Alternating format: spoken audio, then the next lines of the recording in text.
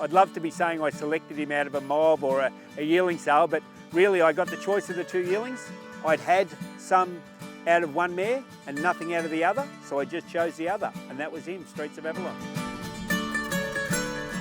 Early in the piece he was very immature physically, had 3 runs as a 2-year-old, and very bone soft, and had a bit of inflamed airway disease, so very angry sort of throat most of the time.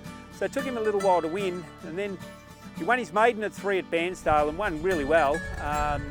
And then he ran a lot of placings in Bovis races and good races, but wasn't able to win his next start until I think his 4-year-old campaign, and then he won 6 Saturday races during that season.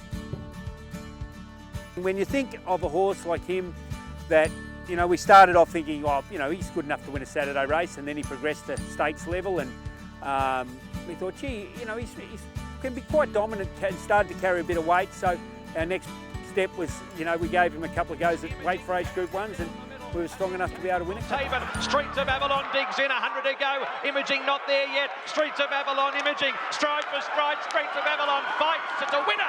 Streets of Avalon won the Group 1. Imaging. He had nearly half his runs for Zach, and he gave him his first listed race in the Hareeba as an apprentice. He gave him his first Group 2, which is Australia Stakes, and then Group 1, the CF Orr. So wonderful result for Zach, and I'm sure he'll have a soft place for him always. For a horse that's won, 10 races, 2.4 million, you know, he's very workmanlike in his process. So whether he's underrated or not, I think everybody would love to own him.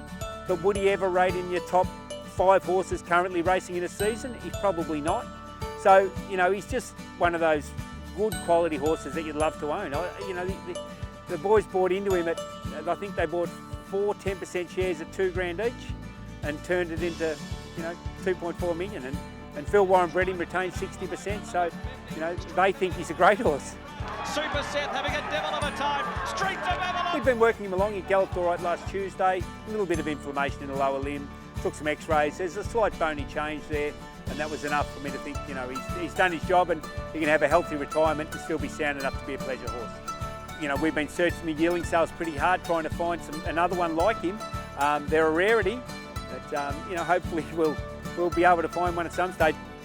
Jordan Chalmers has ridden him for nearly 5 years work, and she loves him. Oh God, I yell at her every morning, get on your next one, stop kissing him and cuddling him. And so yeah, she'll look after him, and he'll go down to Balnarring. They've got a place down there. I imagine in the winter he'll have half a dozen rugs.